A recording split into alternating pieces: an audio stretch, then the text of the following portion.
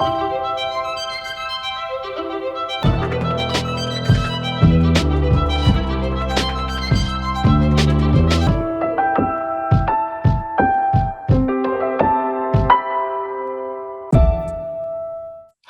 my name is Peter Mancall, and I'm a professor of history and anthropology at the University of Southern California. And I'm speaking today from my house in Los Angeles.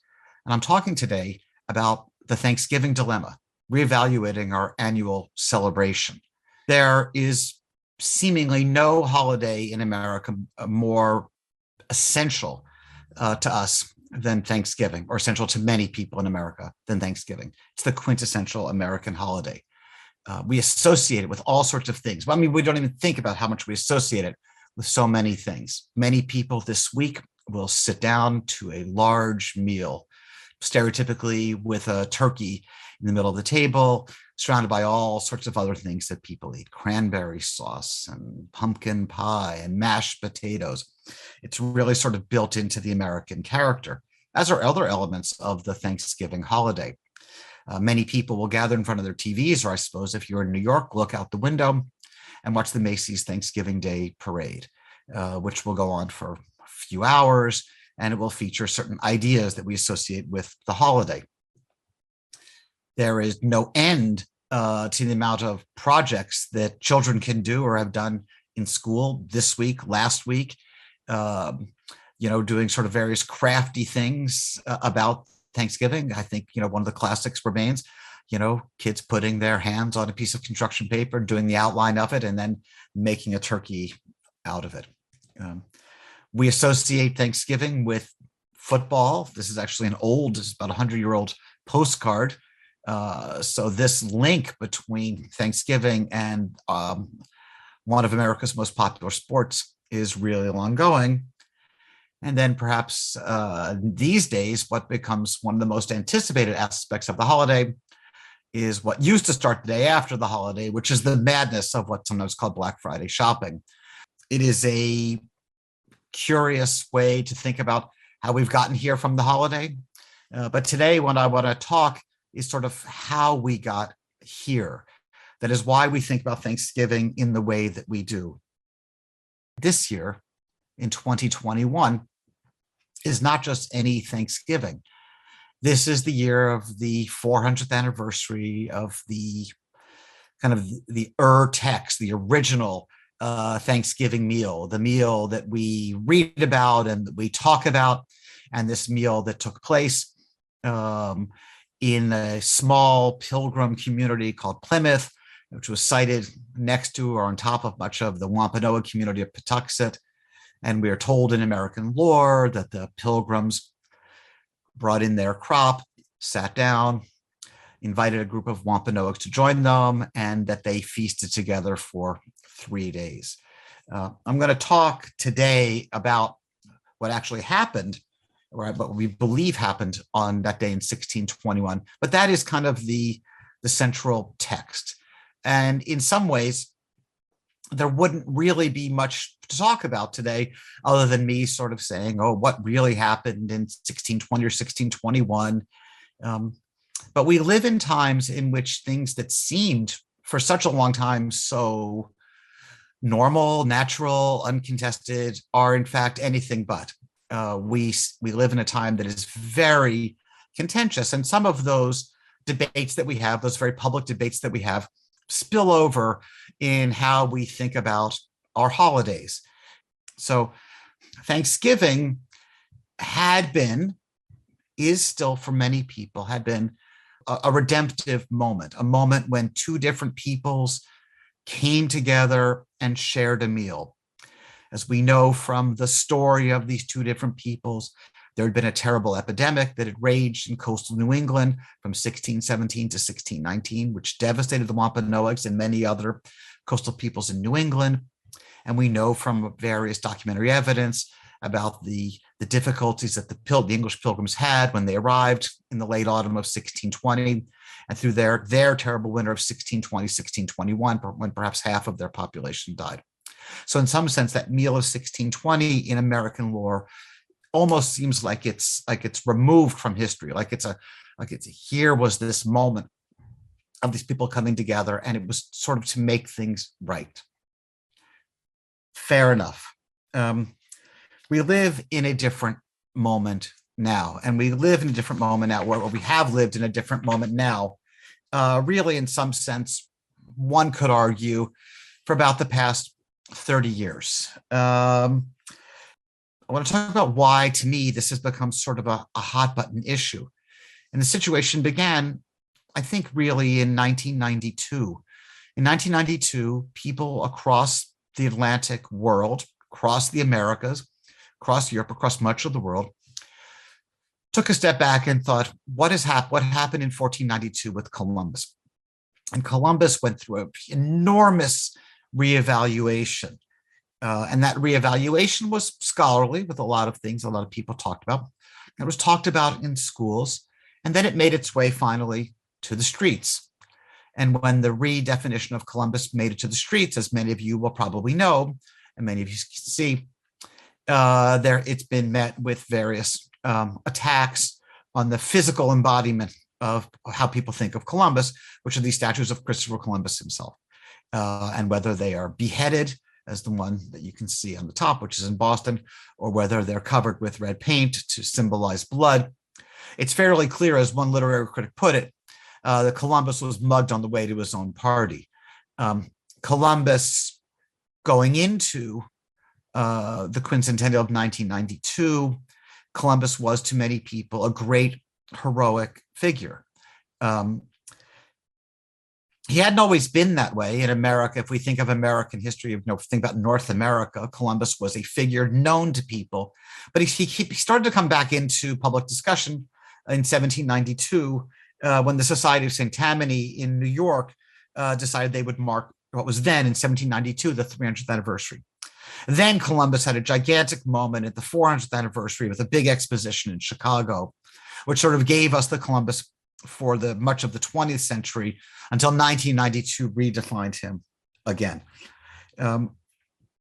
And so Columbus has become different. And the embodiment of Columbus becoming different, in some sense, is a redefinition of what used to be called Columbus Day. So as you are probably aware, this year, for the first time ever, our President of the United States, Joe Biden, declared Indigenous Peoples Day on this day of Columbus Day. He actually issued two proclamations on that day. One about Indigenous Peoples Day, which has become a holiday in many parts of the United States, including from where I'm speaking today out here in California, as well as Columbus Day, which is still celebrated in some parts. So the president offered two proclamations, and in his proclamations on Indigenous Peoples Day, as you said, as you can see in this excerpt here, he declared, "We must never forget the centuries-long campaign of violence, displacement, assimilation, and terror wrought upon Native communities and tribal nations throughout our country. Today, we acknowledge the significant sacrifices made by Native peoples to our country and recognize their many ongoing contributions to our nation." But as I've mentioned, he actually gave two proclamations that day. He gave one for Indigenous Peoples Day, and he gave one for Columbus Day. Now, the proclamation for Indigenous Peoples Day got a lot of attention, and it's already been picked up, and you can go online and you can find people have sort of excerpted parts of it. I pulled up one, which I thought was a fairly typical of what you can now find online. So this is very quick, right? Columbus Day 2021 was only a month before I'm speaking to you today. And as you can see in this one, the president spoke, for generations, federal policy systematically sought to assimilate and displace Native people and eradicate Native cultures.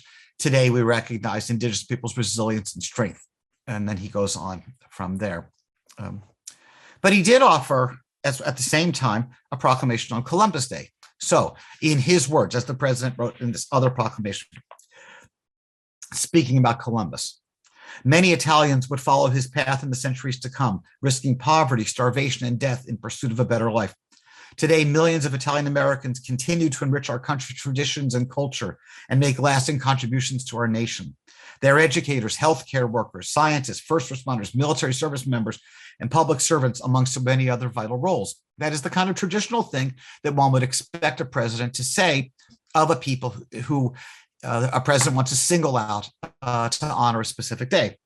But in the same proclamation, that is in the Columbus Day proclamation, President Biden returned again to the question about Indigenous peoples. So this is in his Columbus proclamation. He declared, "Today we also acknowledge the painful history of wrongs and atrocities that many European explorers inflicted on tribal nations and indigenous communities. It's a measure of our greatness as a nation that we do not seek to bury these shameful episodes of the past, that we face them honestly, we bring them to the light, and we do all we can to address them. For Native Americans, Western exploration ushered in a wave of devastation, violence perpetrated against Native communities, displacement, theft of tribal homelands, the introduction and spread of disease, and more.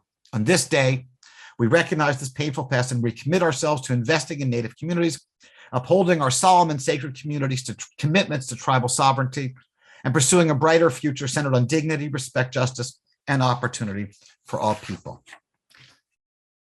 I want to go from there, from this moment of redefinition. There's so much about the past that's in common discussion now. Lots of discussions, as you may be aware, of the New York Times 1619 Project. Lots of discussions about how we think about things like the Constitution. Things have come up a lot about the early American period. So it seemed to me this is a good time to talk about Thanksgiving. Now, I will take a moment to pause and say that when One Day University advertised that I was going to be doing this talk today, I did get an email from someone, which I will quote from because, of course, it's just so eloquent. Somebody wrote to me this message. This is the entire message, and I quote, "I'll be interpreting my own version of Thanksgiving Thursday, and you can go to hell." When I got that, it's sort of a reminder to me of how seriously people take the Thanksgiving holiday. And I want to say right up front that my goal here today is not to tell people how to celebrate Thanksgiving or to not celebrate Thanksgiving. My goal here today is I'm a historian, and I just want to present evidence, historical evidence to you, documentary evidence, show you some pictures that speak to the question of this particular anniversary, and to go and to see if we can try to figure out what happened in the early 17th century, and in some sense to rescue the Pilgrims in some ways from the history that we have encased them in over these centuries. We all carry certain stereotypes of these English pilgrims in mind. Right? They cross an ocean. It is a difficult crossing. We talk about that frequently. But what we really do with the Pilgrims is we put them right into this little box of American stereotypes. And in that box, in that sort of moment that we capture them in, they are always going to church. It is always winter. They are always wearing these big, clunky outfits. They are never having a good time. They would never have sex. They were always peering into each other's business. And they were, to paraphrase, H.L. Mencken, sort of famously quipped that, that the Puritans, the Pilgrims are a subset of Puritans, but the Pilgrims and the Puritans are the people who stay up at night worried that someplace, somewhere, somebody is having a good time. As we have really defined them in this sort of frozen, like they're frozen in ice, they're frozen in time. Right? That's not fair to them, and it doesn't actually make any sense to us. And so what I want to do today is talk a bit about their lives as they know it. Talk a bit about the holiday as it emerged and why we think about it the way that we do. We know a fair amount about the holiday itself. We know enough, I think one could say, that we all think we know exactly what happened. So keep that in mind as I talk to you a little bit about how others have talked about the holiday. Right? So that image I've just put up is, of course, the stereotypical image. This one happened to come from 2011, but you get a sense of how people have depicted this event. We have no contemporary visual evidence for what happened on that day. Not sure about the day itself in 1621. In fact, just to give you a sense, I'm going to read to you the entire documentary evidence about what we know about this day, and then we can find out what others are saying. Okay, two sources. One is William Bradford's of Plymouth Plantation, in which he talks about this is in the winter of the autumn of 1621. It's not long. He's talking about the Pilgrims. They began now to gather in the small harvest they had, to fit up their houses and dwellings against the winter, being all well received in health and strength, and had all things in good plenty. For as some they were thus employed in affairs abroad, others were exercised in fishing, about cod and bass and other fish, of which they took good store, of which every family had their portion. All summer there was no want, and now began to come in store of fowl as winter approached, of which this place did abound when they came first. And besides waterfowl, there was great store of wild turkeys, of which they took many, besides venison, etc. Besides, they had about a peck of meal a week to a person, or now since harvest Indian corn to their proportion, which made many afterwards write so largely of their plenty here to their friends in England, which were not feigned but true reports. That's the first version of the first Thanksgiving. Here's the second version from another pilgrim, Edward Winslow, who wrote to a letter describing what happened. This is the sum total of what he wrote on the topic. Our harvest being gotten in, our governor sent 4 men on fowling, that so we might after a more special manner rejoice together after we'd gathered the fruits of our labors. They 4 in one day killed as much fowl as, with a little help besides, served the entire company for almost a week. At which time, amongst other recreations, we exercised our arms, many of the Indians coming amongst us. And amongst the rest were their greatest king, Massasoit, with some 90 men, whom for 3 days we entertained and feasted. And they went out and killed 5 deer, which they brought to the plantation and bestowed on our governor and upon the captain and the others. That is the first Thanksgiving, as far as we know from the documentary evidence. No date mentioned. A lot of details that we think were happened there, not there. In Bradford's history, he doesn't even call it really a day of Thanksgiving. He does use the term Thanksgiving. In fact, he uses the term just a couple years later in 1623, when he says that the Pilgrims, after suffering from a drought, set aside a day of Thanksgiving when the rains came. We tend to think of Thanksgiving as happening in November. As far as we can tell, they celebrated that holiday in July.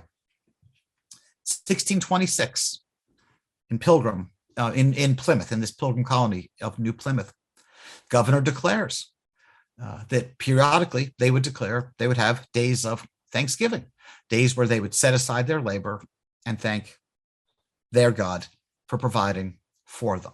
Okay. It was not an annual holiday, even among the Pilgrims. The Pilgrims arrived in 1620. They were joined by a much larger number of Puritans who came to Massachusetts in 1630. There were no annual days of Thanksgiving, though there were these periodic celebrations of Thanksgiving. When certain things would happen, they would declare a day of Thanksgiving. Okay? It was not an annual holiday. So the idea floats there in this immigrant English community living in New England.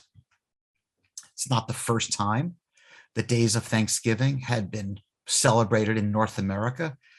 Multiple indigenous peoples had days of Thanksgiving, which long predated the arrival of other Europeans. Other Europeans before the English had set aside days of Thanksgiving in Florida in the 1560s, on the coast of Maine in 1607. So it's not even unique to these people in Plymouth in 1621. But what I want to do is talk about why it is that we talk about them so much, because they're so embedded in the holiday, and they're embedded, frankly, in our discussion about how we should think about this day. So the Pilgrims of New Plymouth, it was not the most thriving colony, and eventually New Plymouth was absorbed by the late 17th century into Massachusetts. Massachusetts was a booming colony, and so the people of Plymouth moved into it, and that became one of the colonies. There are other colonies which fade away. New Haven had been an individual colony, but it became Connecticut eventually, merged into Connecticut eventually. But this notion of a Thanksgiving persists. And so in the midst of the Revolutionary War, the Continental Congress on November 1st, 1777, they sit down and they declare that there should be a day of Thanksgiving, which they thought should be honored on December 18th. So this is the Continental Congress. So try to imagine, this is the middle of the Revolutionary War, and this is the Continental Congress's declaration about this day. For as much as it is the indispensable duty of all men to adore the superintending providence of Almighty God, to acknowledge with gratitude their obligation to him for the benefits received, and to implore such farther blessings as they stand in need of, and it having pleased him in abundant mercy not only to continue on us the innumerable bounties of his common providence, but also to smile upon us in the prosecution of a just and necessary war for the defense and establishment of our unalienable rights and liberties, particularly in that he hath been pleased in so great a measure to prosper the means used for the support of our troops and to crown our arms with most signal success.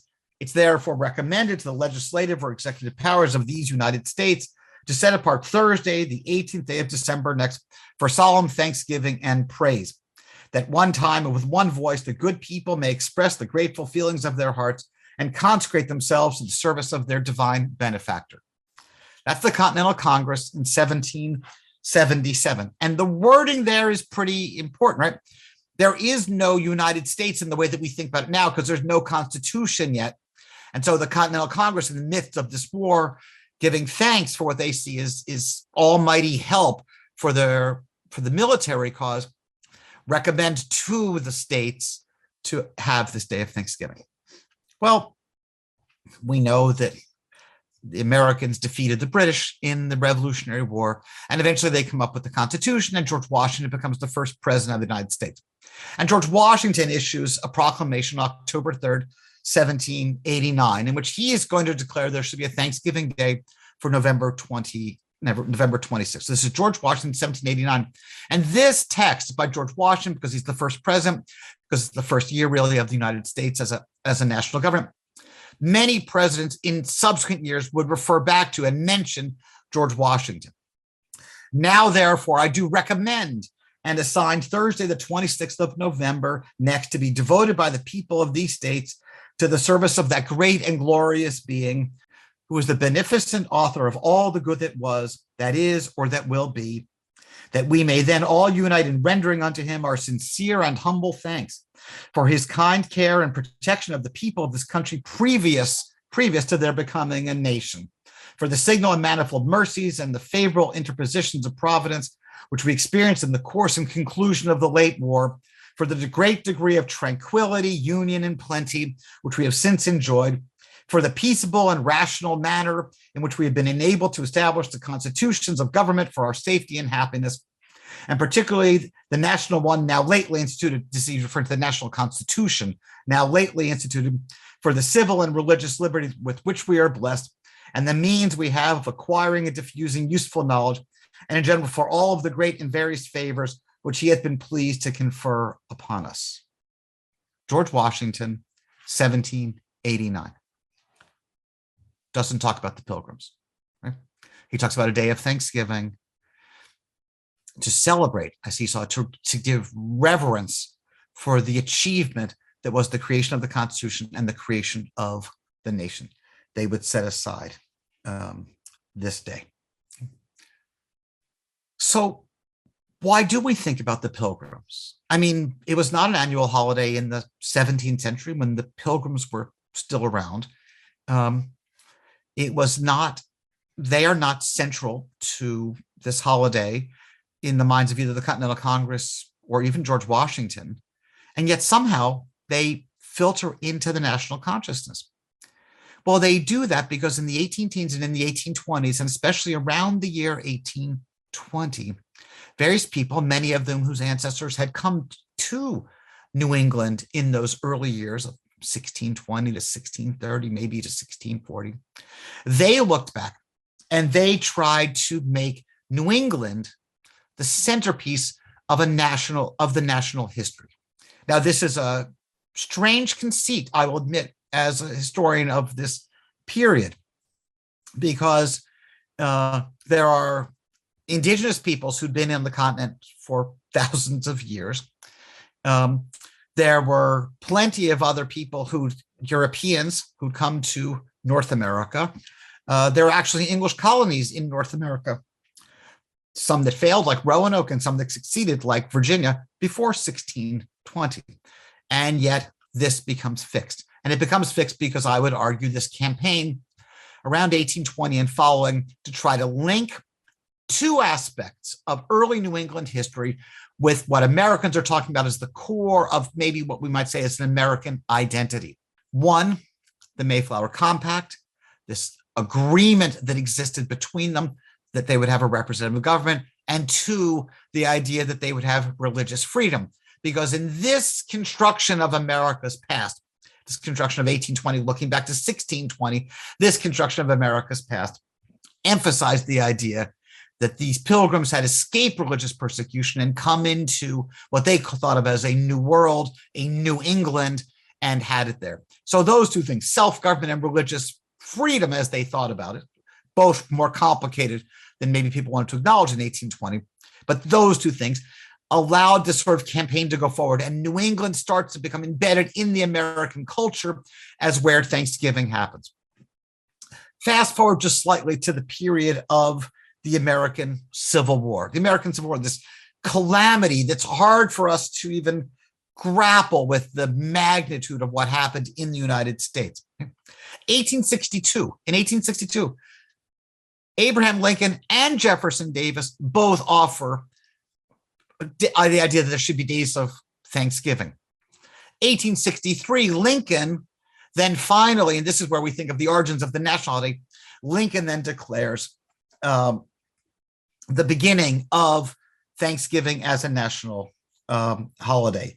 He does not, in his proclamation, talk about the Pilgrims. He talks about the sacrifices. He talks about how the terrible things that are going on. And he sits down and he says, okay, now we should have this day of Thanksgiving. He gives this proclamation on October 3rd, 1863. Just so you can situate where we are historically, because this anniversary is also just recent. It was on November 19th, 1863, so a month, about 6 weeks later, that he gives the Gettysburg Address. So no Pilgrims in Abraham Lincoln's speech. Pilgrims really start to appear in presidential proclamations in the 1920s. So here is Franklin Delano Roosevelt in 1939, FDR. More than 3 centuries ago, at the season of the gathering and the harvest, the Pilgrims humbly paused in their work and gave thanks to God for the preservation of their community and for the abundant yield of the soil. A century and a half later, after the new nation had been formed and the charter of the government and constitution of the republics had received the assent of the states, President Washington and his successors invited the people of the nation to lay down their tasks one day in the year and give thanks for the blessings that have been granted them by divine providence. It's fitting that we should continue this hallowed custom and select a day in 1939 to be dedicated to reverent thoughts of Thanksgiving. And then this is 1939, he then goes on to discuss his understanding of the holiday. Our nation has gone steadily forward in the application of democratic processes to economic and social problems. We have faced the specters of business depression, of unemployment, of widespread agricultural distress, and our positive efforts to alleviate these conditions have met with heartening results. We have also been permitted to see the fruition of measures which we've undertaken in the realms of health, social welfare, and the conservation of resources. As a nation, we're deeply grateful that in a world of turmoil, we are at peace with all countries, and we especially rejoice in the strengthened bonds of our friendship and with other peoples of the Western Hemisphere. That's the fall of 1939. The United States had not yet entered World War II. Over the course of the 20th century, presidents more often than not would refer to the Pilgrims. Eventually, not always, presidents would also then refer to those other people, the Wampanoags, who were there also at this feast in 1621. So Ronald Reagan, in his first Thanksgiving proclamation of 1981, on this day of Thanksgiving, it is appropriate that we recall the first Thanksgiving, celebrated in the autumn of 1621. After surviving a bitter winter, the Pilgrims planted and harvested a bountiful crop. After the harvest, they gathered their families together and joined a celebration and prayer with the Native Americans who had taught them so much. Clearly, our forefathers were thankful not only for the material well-being of their harvest, but for this abundance of goodwill as well. Now, in President Reagan's construction of it, forefathers meant pilgrims, right? So he has a rather narrow definition, as many other American presidents have a rather narrow definition of who these people were who gathered at the first Thanksgiving. But I will say, in reviewing presidential proclamations, and you can find many of them online, Ronald Reagan more consistently referred to history than many others. He talked about ancient Seneca beliefs in a day of Thanksgiving. He talked about days of Thanksgiving that predated the Pilgrims that took place in Florida. I mean, he talks about Thanksgivings came later. I mean, he had either great historical interest or people writing for him who had great historical things. In 1988, President Reagan turned again to the meeting of peoples. And in 1988, he declared in his proclamation, the images of the Thanksgiving celebrations at America's earliest settlement, of Pilgrim and Iroquois confederacy assembled in festive friendship, resonate with even greater power in our own day. People from every race, culture, and creed on the face of the earth now inhabit this land. Their presence illuminates the basic yearning for freedom, peace, and prosperity that has always been the spirit of the New World. So here we see, 7 years after his first proclamation, a much more expansive vision, although I have to point out as a historian that the Pilgrims, when they got together with Native peoples in 1621, they were with the Wampanoags. The Iroquois lived several hundred miles farther to the west. But nonetheless, I think the spirit of what he was saying was we have to be more inclusive. And then the last of these presidential proclamations, one that sort of gets us to the moment we're is the last one I want to talk about is from President Barack Obama, 2011. Again, just a brief excerpt. One of our nation's oldest and most cherished traditions, Thanksgiving Day, brings us closer to our loved ones and invites us to reflect on the blessings that enrich our lives. The observation recalls the celebration of an autumn harvest centuries ago, when the Wampanoag tribe joined the Pilgrims at Plymouth Colony to share in the fruits of a bountiful season. The feast honored the Wampanoag for generously extending their knowledge of local game and agriculture to the Pilgrims. And today we renew our gratitude to all American Indians and Alaska Natives. We take this time to remember the ways that first Americans have enriched our nation's heritage, from their generosity centuries ago to the everyday contributions that they make to all facets of American life. As we come together with friends, family, and neighbors to celebrate, let us set aside our daily concerns and give thanks for the providence bestowed upon us.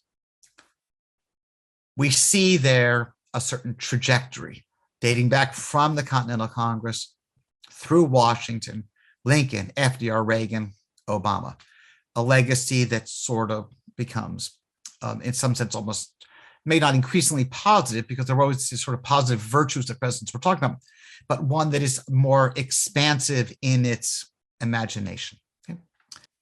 When the Pilgrims arrived in 1620, they had this sense, they talked about this, that they had entered into a wilderness. Now, the picture I'm showing you is actually a European depiction of what the area that became New Plymouth looked like in this period. This is when the French explorer Samuel de Champlain sailed by around 1605, and then his book is published in 1613. This is actually a later color version of an image that appeared first in 1613. That has appeared in print 7 years before the Pilgrims arrived to this place. Now, I show the picture first to give a sense of what it looked like, because it helps us clue into how the Pilgrims saw the world around them. So this is, I'm turning again to Bradford's view of it. There are these dramatic moments in Bradford's book, and one of the most dramatic is his description of the Pilgrims' arrival in this area. Now, just as a word of caution and context, Bradford writes this. What I'm about to read from you is from his history, which we call a plantation, which he starts to write in 1630. So these events happened 10 years earlier. But this is how he then wrote about it when he wrote about it. Okay? This is Bradford recreating the moment of the Pilgrims' landing. Okay? Being thus past the vast ocean and a sea of troubles which went before in their preparation, they had now no friends to welcome them, nor inns to entertain or refresh their weather-beaten bodies. No houses or much less towns to repair to seek for succor. It is recorded in Scripture as a mercy to the apostle and his shipwrecked company that the barbarians showed them no small kindness in refreshing them, but that these savage barbarians, when they met with them, as will after appear, were readier to fill their sides full of arrows than otherwise. And for the season it was winter, and they that know the winters of that country know them to be sharp and violent, subject to cruel and fierce storms, dangerous to travel to known places, much more to search an unknown coast. Besides, and here I want to emphasize Bradford's construction of this exact moment. Besides, what else could they see but a hideous and desolate wilderness, full of wild beasts and wild men? And what multitudes there might be of them they knew not. Neither could they, as it were, go to the top of Pisgah, that's the mountain that Moses climbs to see the promised land. Neither, as it were, could they go to the top of Pisgah to view from the wilderness a more goodly country to feed their hopes. For which way soever they turned their eyes, save upwards to the heavens, they could have little solace or content in respect of any outward objects. For summer being done, all things stand upon them with a weather-beaten face, and the whole country full of woods and thickets represented a wild and savage hue. If they looked behind them, there was the mighty ocean which they had passed and was now as a main barren gulf to separate them from the civil parts of the world. What could they do? In Bradford's mind, in Bradford's construction of this event, the Pilgrims, and as he describes, eventually decide to look upward. That everything that was happening was the unfolding of a plan. And this was a plan in which their God had deposited them on the shores of New England into this wilderness, as he called it. Again, I ask you to look at the picture. Deposited them into this wilderness where they're filled with wild beasts and surrounded by wild beasts and wild men. Again, the picture is depicting an agricultural community at Patuxet, farmed by the Wampanoags. But Bradford nonetheless constructs this vision, right? It's very important for us to understand this idea because we begin to see in these texts, or we can see in these texts, a difference between what we might think of as a reality or lived experience on the ground on the one hand, and the literary or historical reconstruction of it on paper on the other hand. Before the Pilgrims got to this place in 1620, other English had been to the area. And in fact, it's John Smith, Captain John Smith, who was famous already for having been to Virginia, and his story is told frequently in American history. John Smith had already created this map of New England. And you can see if you look at this map and if you look at the lower left-hand corner of this depiction, you'll see that he has been imposing English names on this landscape. Right? He does this before there are English, before the Pilgrims have arrived, before the Puritans have arrived. There's going to be a place called London. There's going to be a place called Oxford. There's going to be a place called Plymouth. He names these places. If you look a little farther up the coast, you can see that there's going to be a place called Cape Elizabeth, which he is named after the Queen. Cape Elizabeth, of course, still exists. Before the Pilgrims even set foot then in this place, they had some sense that they were going to succeed there. It was planned for them. And then Bradford still constructs this thing about the great troubles that they had. Now, I don't want to understate their troubles. That first winter was brutal for these English migrants. About half of them died. Right? So it was a difficult place for them. Now, I will say the death rate that they suffered then was less than what had happened to the Wampanoags and other coastal peoples in an epidemic from 1617 to 1619, which by various records seems to have possibly reduced populations by as much as 90% before the Pilgrims even landed in this place that they renamed as Plymouth. But nonetheless, it was difficult for the Pilgrims. Bradford is well aware of that by the time he sets down to write this, and hence he creates this this earlier version of it. Now, Bradford was well aware, and we know about the Mayflower Compact because of him, right? Because of his recording of it. And the Mayflower Compact, as I've said earlier, tries to express this American idea.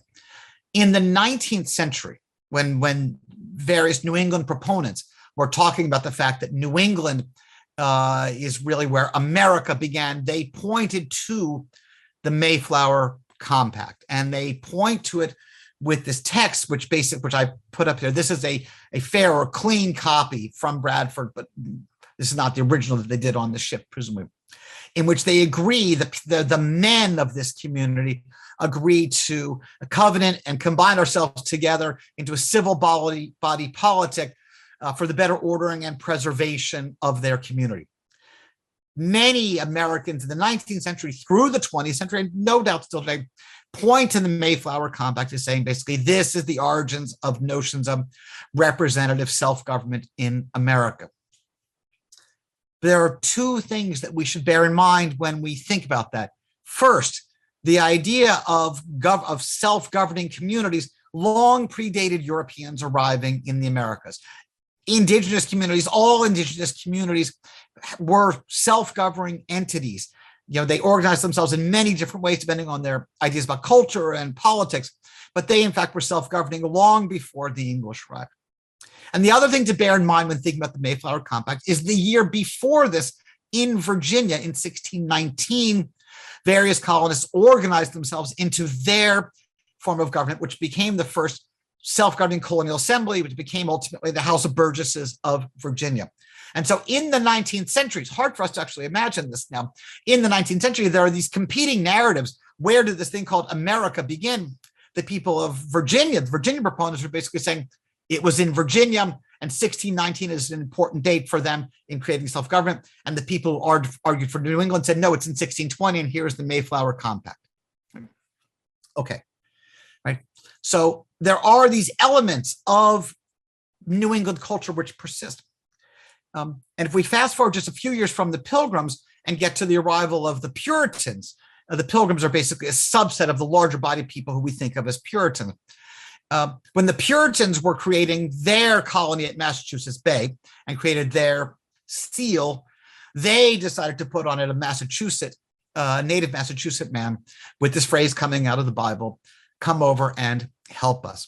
And embedded in the Massachusetts Bay Charter, as it had been embedded, frankly, in some of the Pilgrim documents, but embedded in Massachusetts, was this idea that the chief motive, if not the most, but among the most important things that English colonists were to do in North America was to cross over the Atlantic Ocean and to spread Christianity, to spread Protestant Christianity among indigenous peoples. That was one of their chief motives. That is, from 1629, when the Puritans started to arrive and develop Massachusetts, beginning in 1630, there is this notion that peoples should work together.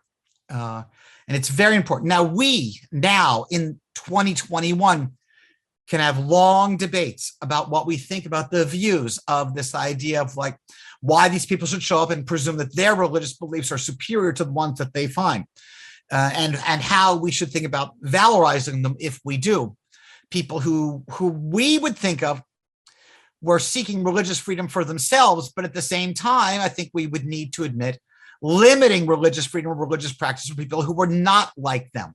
And the Puritans over the course of the 17th century did engage in various acts which showed that they wanted their view of their faith to be the only view of proper religion in Massachusetts, in New England more broadly. Well, the Puritans arrive and they start coming in large numbers in 1630. And from 1630 to 1642 is this period that New England historians have referred to a long time as the so-called Great Migration. And during the Great Migration, about 21,000 people, English Puritans, leave England and come over. It's a far larger number than the several hundred who had gone to New Plymouth after 1620. And you can see on this map of 1634, as early as 1634, the process of sort of the renaming of the landscape, to now reflect, as the English thought of it, the English conquest or colonization of North America. And they did succeed very quickly by their own terms. It turns out that New England for them is perhaps the healthiest place that English people ever landed anywhere in the world as they went on in their outward journeys. It was mostly healthy because the water was clean. They didn't live close together, so they didn't pollute the water.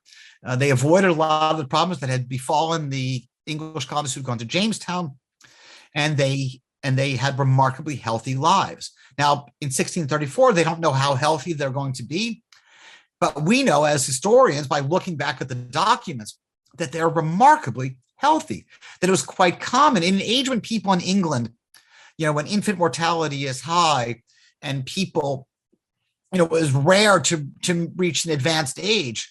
People in much of Europe and much of the old world, even those who survived the first year or two of childhood, which were the most lethal in that old world, they're living into their 40s and into their 50s. The Puritans are living into their 70s, 80s, 90s. They have enormous families.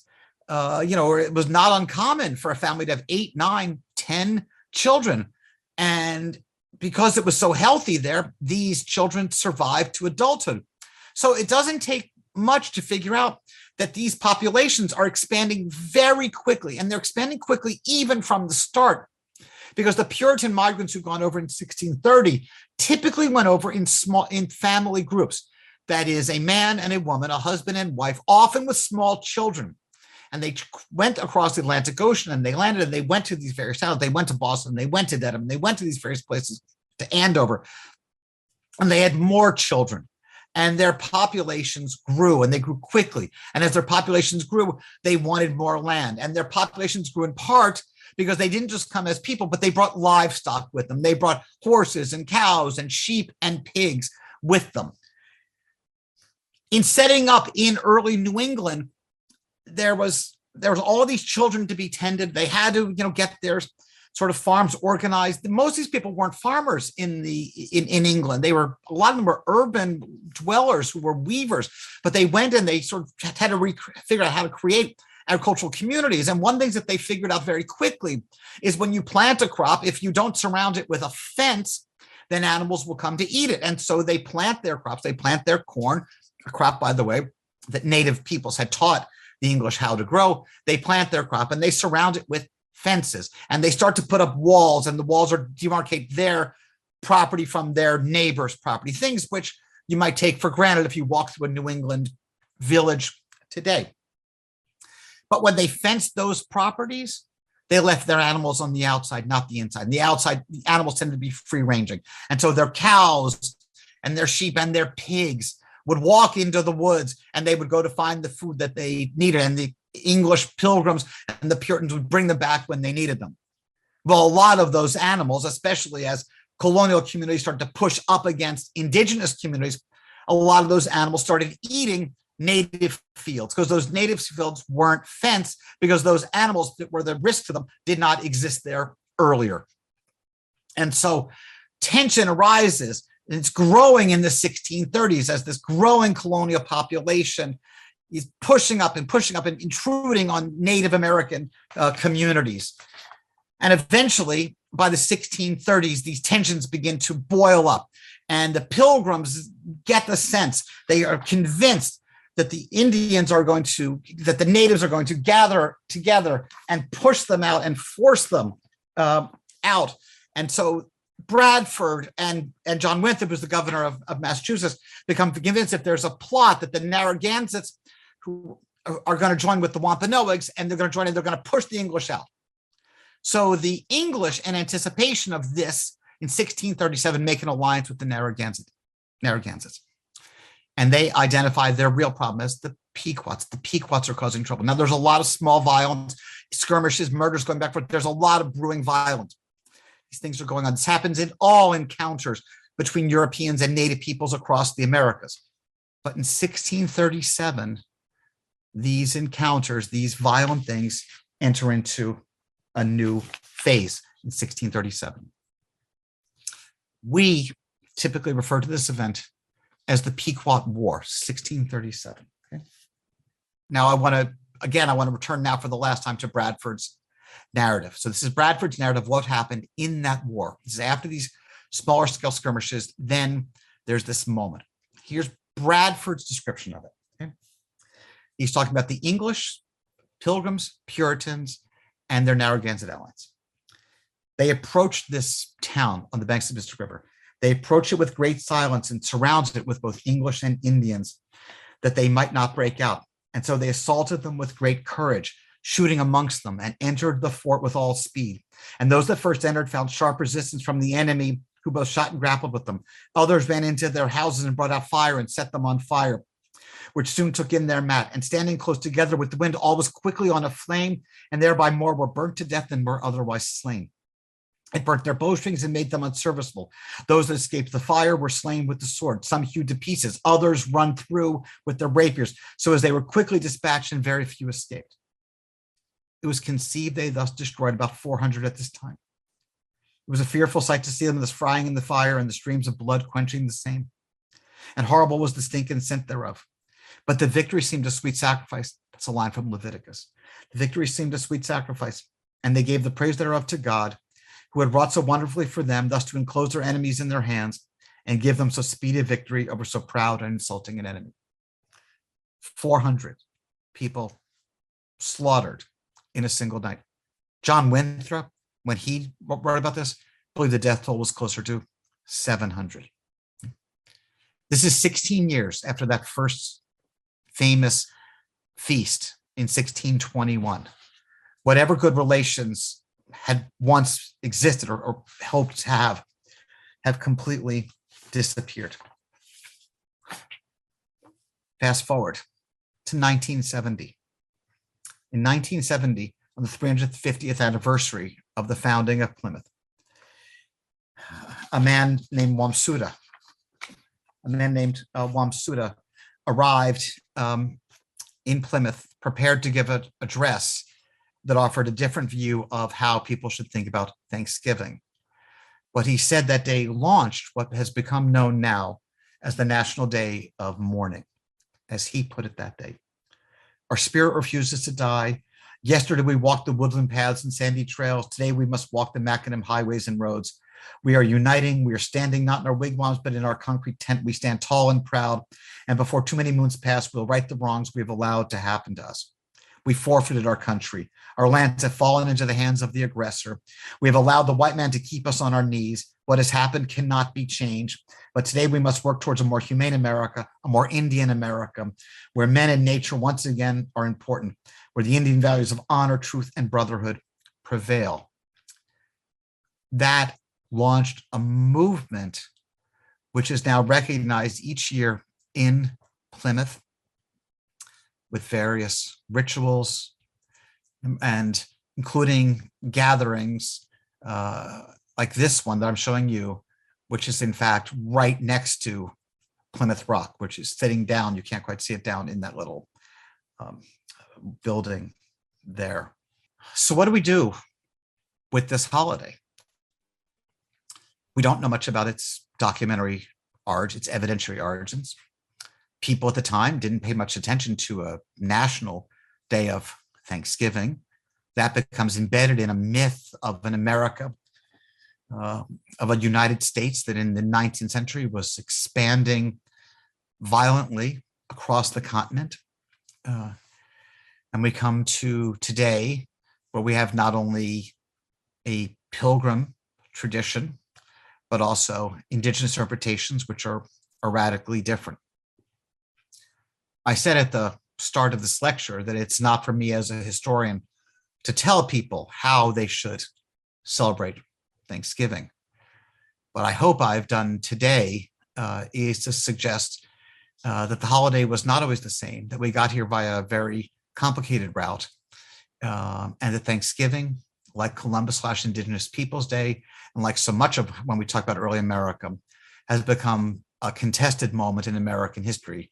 And I hope that historians can at least provide some evidence for those national discussions. Thank you.